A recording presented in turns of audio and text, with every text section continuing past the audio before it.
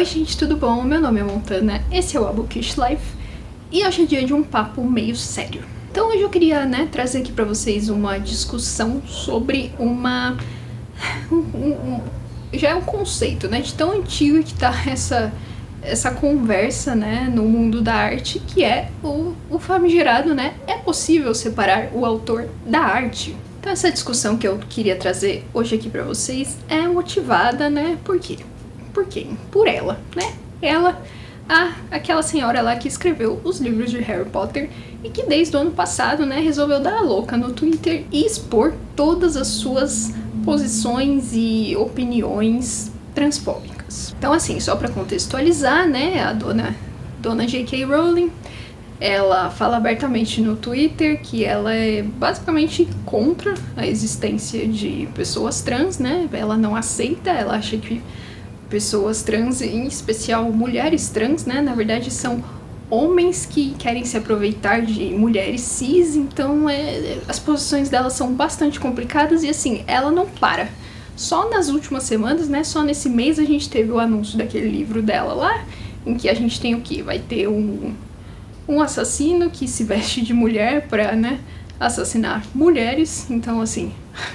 Ela dizendo, querendo dizer como é perigoso, esse tipo de comportamento na visão dela. E recentemente ela fez, lá no Twitter também, como sempre, a propaganda de uma loja que tem camisetas com escritos, enfim, produtos com escritos também transfóbicos. Então, como separar este ser humano que tem se mostrado péssimo de Harry Potter, que influenciou diversas gerações e, assim... A minha foi uma das primeiras. Para muitas pessoas, foi a série de livros que introduziu elas na literatura. Eu me lembro de ir ao cinema, eu assisti todos os filmes de Harry Potter no cinema. Eu me lembro de ir ao cinema criança, assim, quantos anos eu tinha, sei lá, 7, 8, quando saiu a Pedra Filosofal, de assistir aquilo, de começar a saber o que era aquilo. Me lembro de ler os livros na escola, Aliás, de quando esses livros começaram a chegar nas escolas, eu me lembro, porque só tinha um exemplar de cada na escola em que eu estudava, e aí eu e minhas duas amigas, a gente, revezava nessa leitura. Eu dei sorte de ser a primeira, mas a minha amiga, que foi a última, ela sempre ficava, aguardando, assim, ansiosamente, um pouco mais nervosamente do que ansiosamente, para ela conseguir fazer esta leitura, Então, assim, o que fazer com uma história de ficção que significa tanto para tanta gente e a pessoa que escreveu essa história e tem opiniões, assim, claramente, pavorosas. A primeira coisa que eu queria dizer sobre esse debate é que eu acho que ele não tem resposta. Eu acho que no mundo atual, no caso dessa pessoa em específico, o melhor que a gente pode fazer é não continuar apoiando os projetos dela. Mas se você já tem os livros, se você já tem os filmes, você não precisa deixar de gostar de Harry Potter, Apesar de que agora, quando a gente é mais adulto, vendo em retrospecto, Harry Potter também tem umas questões ali de, enfim, preconceito, gordofobia e tal. Mas eu acho que você não precisa parar de gostar da obra por causa do autor. Mas você tem que colocar essas coisas em perspectiva. Hoje, os autores, a gente tem muito mais acesso às opiniões deles. A gente tem o Twitter, a gente tem 1 milhão de entrevistas aí pela internet. Então é muito mais fácil de você saber o que eles realmente pensam. Então, na minha humilde opinião, o que a gente pode fazer daqui pra frente é parar de consumir, novos produtos, novas coisas que forem lançadas. Harry Potter é um mundo que eu acho que nunca vai acabar, de ser lançado. Então, enfim, já saiu um jogo novo aí, e tal, esse tipo de coisa. Se você se sente mal ou se sente, enfim, lesado em tá fazendo parte desses lançamentos dela, o que você pode fazer é ficar lá com seus livrinhos, com seus filmes e deixar pra lá a existência dessa pessoa. Uma outra coisa que eu acho que a gente precisa colocar em perspectiva também nesse debate é a época, que estamos vivendo. Então, como eu disse, a gente tem muito mais acesso às opiniões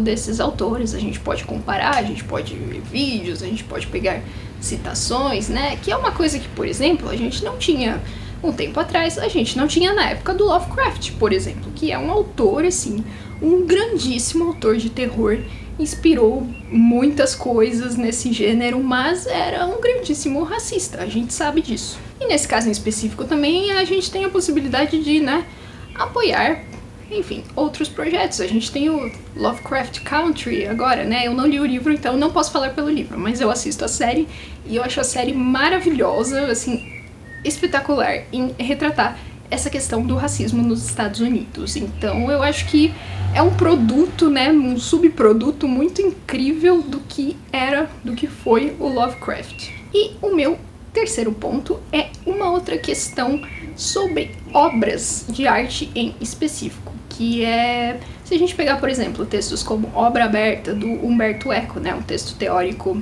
eu vou deixar aqui embaixo o nome certinho, né, que é uma obra, né, um texto em que ele fala sobre uma obra que é dada a diversas interpretações. Então, assim, uma das minhas, né, visões sobre esse texto é que em um determinado momento, as obras elas saem do controle do próprio artista. Então, um texto pode ter diversas interpretações. Eu acho que para você interpretar um texto, você precisa de algumas ferramentas, claro, não é assim qualquer coisa que saiu da sua cabeça, né? Você lê uma frase e fala, é isso, só pode ser isso, é isso que eu acho. Não é assim que funciona, mas assim, por que existem textos que são estudados até hoje? Por que a gente lê tragédia grega até hoje, entendeu? É essa a questão. Existem diversas interpretações possíveis. E aí isso acaba saindo do controle do autor. Então, a partir do momento em que você se preocupa mais com a obra do que com o autor, né? Que você está, enfim, se importando em analisar o texto, o que está lá dentro do texto,